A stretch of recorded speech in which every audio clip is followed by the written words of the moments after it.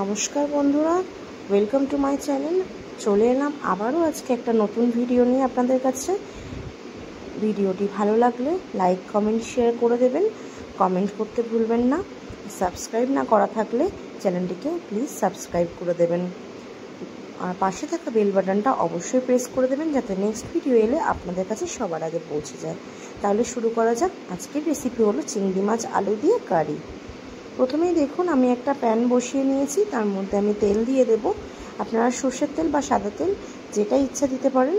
এখানে আমি সাদা তেলই ইউজ করছি। তেলটা ভালোভাবে একটু গরম হয়ে গেলে তার মধ্যে আমরা চিংড়ি মাছগুলো দিয়ে দেবো।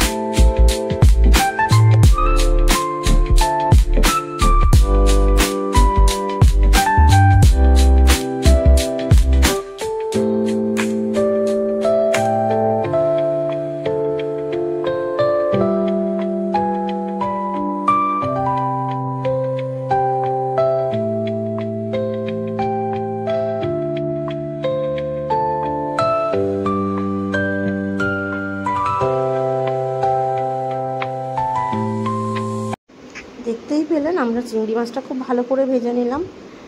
একটু হালকা লাল লাল হয়ে এলেই চিংড়ি মাছটা আমরা ভেজে তুলে নিলাম।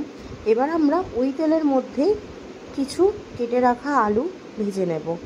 আলুগুলো ডুমো ডুমো করে কেটে নেব। সেই আলুগুলো লাল লাল করে আমরা ভেজে নিচ্ছি। দেখতে থাকুন তাহলে।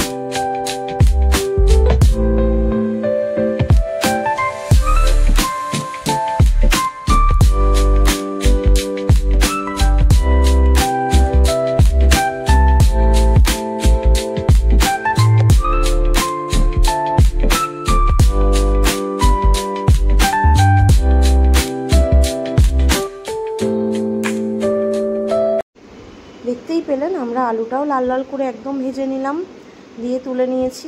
এবার আমরা ওই তেলের মধ্যেই একটা শুকনো লঙ্কা চিড়ে দিয়ে দেব। তারপরে একটা বড় সাইজের পেঁয়াজ কুচি করে কেটে সেটা আমরা এর মধ্যে দিয়ে দিলাম। পেঁয়াজটা একদম লাল লাল করে ভেজে নিলাম। লো ফ্লেমে ভাজবেন যাতে পেঁয়াজটা পুড়ে না যায়।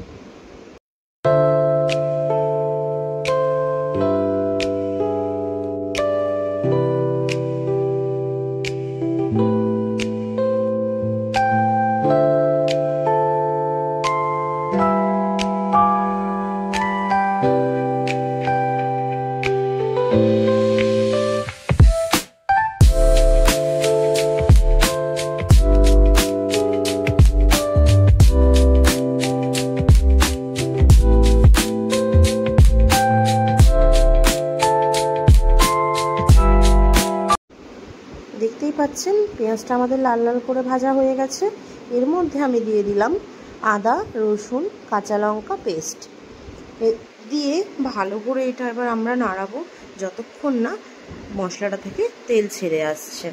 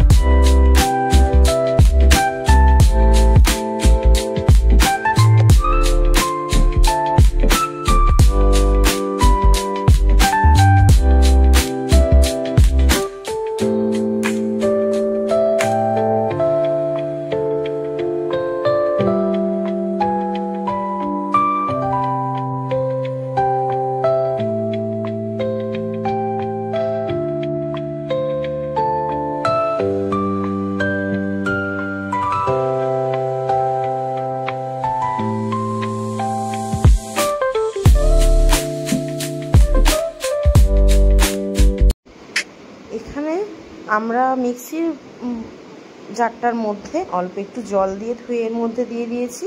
তার মধ্যে আমরা দিয়েছি অল্প একটু সামান্য চিনি, যাতে মশলার রঙটা আরও ভালো আসে। স্বাদ মতো নুন দিয়ে দেবেন, এটা যে যার স্বাদ মতো দেবেন। তার মধ্যে আমরা দিয়েছি জিরের গুঁড়ো, ধনের গুঁড়ো, সামান্য হলুদের গুঁড়ো আর কাশ্মীরি লঙ্কার গুঁড়ো। আপনারা লাল লঙ্কাও দিতে পারেন, আমি যেহেতু লঙ্কা বাটা দিয়েছি তাই আর লাল লঙ্কার গুঁড়ো দিলাম না। দিয়ে ভালো করে আমরা এবার মশলাটা নাড়াবো যতক্ষণ না মশলাটা থেকে তেল ছেড়ে আসবে।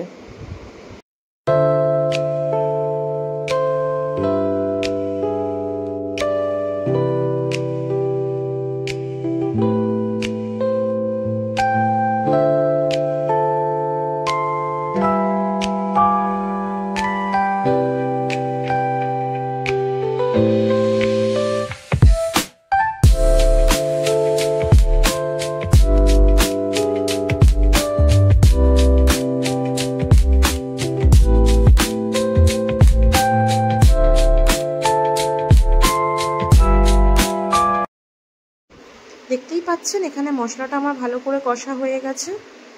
এরপরে আপনারা এর মধ্যে ভাজা আলুগুলো অ্যাড করে দেবেন। মশলাটা ভালো করে কষিয়ে নেবেন যাতে কোনো রকম ভাজা মশলা না গন্ধ না থাকে। তেল ছেড়ে এলে এবার আমরা ভাজা আলুগুলো দিয়ে দিলাম। এবার এগুলো দিয়ে আমরা ভালো করে এটাকে নাড়াবো কিছুক্ষণ, 2 থেকে 5 সেকেন্ড ভালো করে এটা আমরা নাড়িয়ে নেব। নেওয়ার পর এরপরে আমরা এখানে পরিমাণ মতো জল দিয়ে দেবেন। যে যেরকমভাবে খেতে পছন্দ করবেন সে সেরকম দেবেন, জলের কোনো মাপ নেই এখানে। আমরা যেহেতু ভাত দিয়ে খাবো তাই একটু গ্রেভি রাখবো।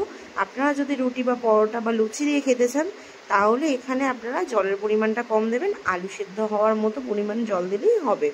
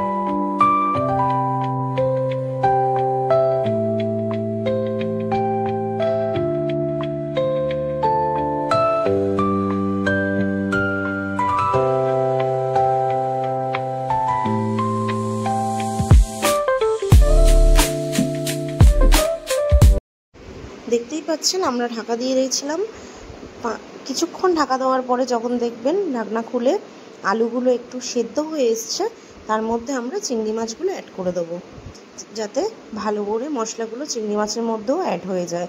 কিছুক্ষণ চিংড়ি মাছটা দেওয়ার পরে ভালো করে ফুটিয়ে নেবেন। তারপরে এর মধ্যে আমরা অ্যাড করব সামান্য একটুখানি ঘি। এখানে গরম মশলাও অ্যাড করতে পারেন, কিন্তু গরম মশলা আমি আর আজকে দিলাম না, আমি শুধু একটু ঘি এর মধ্যে অ্যাড করে দিলাম, যাতে এর ফ্লেভারটা আরও ভালো হয়ে আসে। আমাদের রান্না প্রায় শেষই হয়ে এসছে। আপনাদের যদি আজকের রেসিপি ভালো লাগে তাহলে লাইক কমেন্ট শেয়ার করে দেবেন। আমাদের চ্যানেলে যদি আপনি নতুন হয়ে থাকেন তাহলে সাবস্ক্রাইব করতে ভুলবেন না, পাশে থাকা বেল বাটনটা অবশ্যই প্রেস করে দেবেন, যাতে নেক্সট ভিডিও আসলে আপনাদের কাছে সবার আগে পৌঁছে যায়। দেখতেই পাচ্ছেন তাহলে আমাদের রান্না কিন্তু একদম রেডি হয়ে গেছে। এবার আমি এটা নামিয়ে নিলাম। দেখুন কতটাই না দেখতে সুন্দর হয়েছে। ধন্যবাদ।